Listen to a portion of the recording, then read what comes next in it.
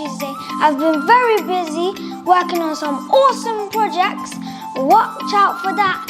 And I'm going to be teaching you guys about the benefits of butternut squash. Let's go on to that.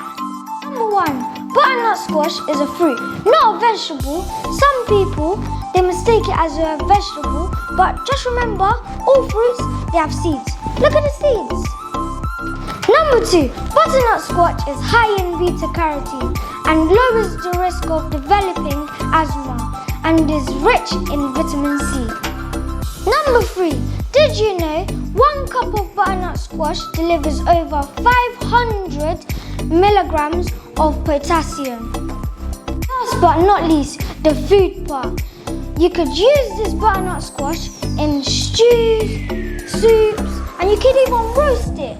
Check what I'm doing with it tomorrow. See you next time.